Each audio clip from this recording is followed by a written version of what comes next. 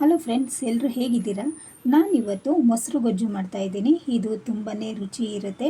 Daily sambar ತರಕಾರಿ ಅಂತ ಊಟ ಮಾಡಿ ಒಂದಿನ ಚೇಂಜಸ್ ಬೇಕು ಅಂದರೆ ಈ ರೀತಿಯಾದಂಥ ಮೊಸರು ಗೊಜ್ಜು ಮಾಡಿಕೊಂಡು ನಾವು ಬಿಸಿ ಅನ್ನಕ್ಕೆ ಹಾಕ್ಕೊಂಡು ಊಟ ಮಾಡ್ಬೋದು. ಇದು ತುಂಬಾ ರುಚಿಯಾಗಿರುತ್ತೆ. ನೆಕ್ಸ್ಟು ನಾನು ಮೊಸರನ್ನ ಚೆನ್ನಾಗಿ ಈ ರೀತಿ ಬೀಟ್ ಮಾಡ್ಕೊಳ್ತೀನಿ.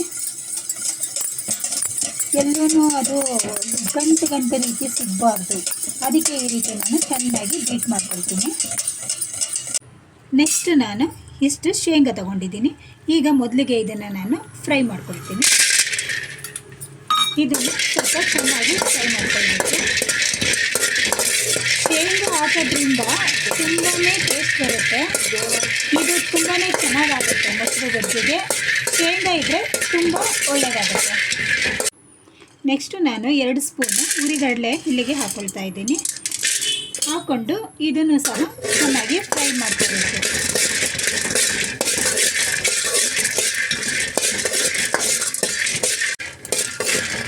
ಈಗ ಫ್ರೈ ಆಗಿದೆ. ಇದು ನಾನು ಸ್ಟವ್ ಆಫ್ ಮಾಡ್ಕೊಳ್ತೀನಿ. ನೆಕ್ಸ್ಟು ನಾನು ಮಸಾಲೆ ಪುಡಿ ಮಾಡ್ಕೊಳ್ಳೋದಕ್ಕೆ ಇಷ್ಟು ಬೆಳ್ಳುಳ್ಳಿ ತೊಗೊಳ್ತಾ ಇದ್ದೀನಿ, ಮತ್ತು 2 ಹಸಿಮೆಣಸಿನ್ಕಾಯಿ ತೊಗೊಳ್ತಾ ಇದ್ದೀನಿ, ಸ್ವಲ್ಪ ಕರಿಮೆಣಸು ತೊಗೊಳ್ತಾ ಇದ್ದೀನಿ, ಮತ್ತು ನಾನು ಒಂದು ಅರ್ಧ ಸ್ಪೂನಷ್ಟು ಧನಿಯಾ ತೊಗೊಳ್ತಾ ಇದ್ದೀನಿ.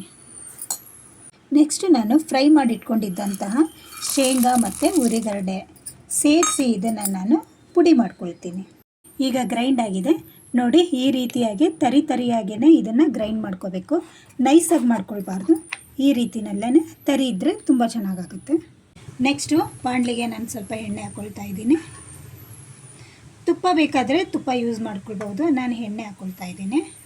ಎಣ್ಣೆ ಬಿಸಿಯಾಗಿದೆ. ನಾನು ಸಾಸಿವೆ ಹಾಕ್ಕೊಳ್ತಾ ಇದ್ದೀನಿ, ಒಂದು ಒಣಮೆಣಸು ಹಾಕ್ಕೊಳ್ತಾ ಇದ್ದೀನಿ, ಮತ್ತು ಕರಿಬೇವು ಹಾಕ್ಕೊಳ್ತಾ ಇದ್ದೀನಿ.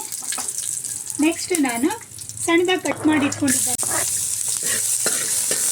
ಈಗ ಈರುಳ್ಳಿ ಹಾಕ್ಕೊಂಡು ಒಮ್ಮೆ ಚೆನ್ನಾಗಿ ಫ್ರೈ ಮಾಡ್ಕೊಳ್ತೀನಿ. ನಾನು ಇದನ್ನು ಈರುಳ್ಳಿ ಫ್ರೈ ಆದಷ್ಟು ಟೇಸ್ಟ್ ಚೆನ್ನಾಗೇ ಬರುತ್ತೆ. ನೆಕ್ಸ್ಟ್ ನಾನು ಸ್ವಲ್ಪ ಹಿಂಗೆ ಸೇರಿಸ್ಕೊಳ್ತಾ ಇದ್ದೀನಿ, ಮತ್ತು ರುಬ್ಬಿಟ್ಕೊಂಡಿದ್ದಂತಹ ಪೌಡ್ರನ್ನು ಇಲ್ಲಿಗೆ ಸೇರಿಸ್ತಾ ಇದ್ದೀನಿ. ಸೇರಿಸಿ ಒಮ್ಮೆ ಇದನ್ನು ಮಿಕ್ಸ್ ಮಾಡ್ಕೊಳ್ತೀನಿ. ನೀಟಾಗಿ ಚೆನ್ನಾಗಿ ಮಿಕ್ಸ್ ಆಗಬೇಕಿದೆ.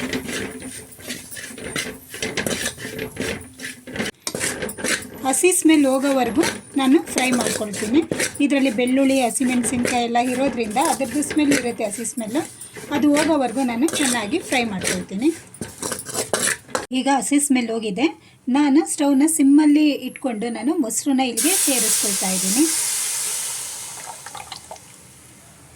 ಮೊಸರು ಸೇರಿಸ್ಕೊಂಡು ಒಮ್ಮೆ ಮಿಕ್ಸ್ ಮಾಡ್ಕೊಳ್ಳೋಣ. ಇದಕ್ಕೆ ನೀರು ಹಾಕೋ ಅವಶ್ಯಕತೆ ಇಲ್ಲ. ನೀರು ಹಾಕಿದ್ರೆ ಅದು ಮಜ್ಜಿಗೆ ಥರ ಆಗಿಬಿಡುತ್ತೆ. ಈ ರೀತಿ ಗಟ್ಟಿ ಮೊಸರಿಗೇ ಈ ರೀತಿ ಸೇರಿಸಿ ಮಾಡಬೇಕು. ಇದು ತುಂಬಾ ಚೆನ್ನಾಗಿರುತ್ತೆ. ಈಗ ನಾನು ಇದಕ್ಕೆ ರುಚಿಗೆ ತಕ್ಕಷ್ಟು ಉಪ್ಪನ್ನ ಸೇರಿಸ್ಕೊಳ್ತಾ ಇದ್ದೀನಿ. ನಾನು ಇದನ್ನು ಕುದೀಲಿಕ್ಕೆ ಬಿಡೋ ಅವಶ್ಯಕತೆ ಏನಿಲ್ಲ. ಉಪ್ಪು ಸೇರಿಸ್ತಾ ಇದ್ದೀನಿ. ಸೇರಿಸಿ ಒಮ್ಮೆ ಮಿಕ್ಸ್ ಮಾಡ್ಕೊಳ್ತೀನಿ.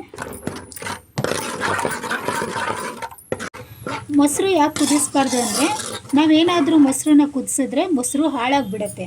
ಅದರಿಂದ ನಾವು ಕುದಿಸ್ಬಾರ್ದು. ಈಗ ನಾನು ಸ್ಟವ್ ಆಫ್ ಮಾಡಿಕೊಂಡು ಕೊತ್ತಂಬರಿ ಸೊಪ್ಪು ಹಾಕ್ಕೊಳ್ತಾ ಇದ್ದೀನಿ.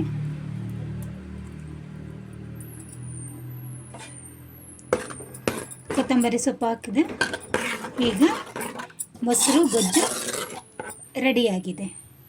ಇದನ್ನು ನಾನು ಬೇರೆ ಪಾತ್ರೆಗೆ ಸರ್ವ್ ಮಾಡ್ಕೊಳ್ತೀನಿ. ಈಗ ಮೊಸರು ಗೊಜ್ಜು ಜೊತೆಗೆ ನಾನು ಅನ್ನ ಮಾಡ್ಕೊಂಡಿದ್ದೆ ನೋಡಿ. ಈ ರೀತಿ ಅನ್ನದ ಜೊತೆಗೆ ಹಾಕ್ಕೊಂಡು ತಿಂದರೆ ತುಂಬಾ ಚೆನ್ನಾಗಿರುತ್ತೆ. ನನ್ನ ವಿಡಿಯೋ ನಿಮಗೆಲ್ಲ ಇಷ್ಟ ಆಗಿದೆ ಅಂತ ತಿಳ್ಕೊಳ್ತೀನಿ. ನನ್ನ ವಿಡಿಯೋನ ಲೈಕ್ ಮಾಡಿ, ಶೇರ್ ಮಾಡಿ, ಸಬ್ಸ್ಕ್ರೈಬ್ ಮಾಡಿ. ಥ್ಯಾಂಕ್ ಯು, ಧನ್ಯವಾದಗಳು.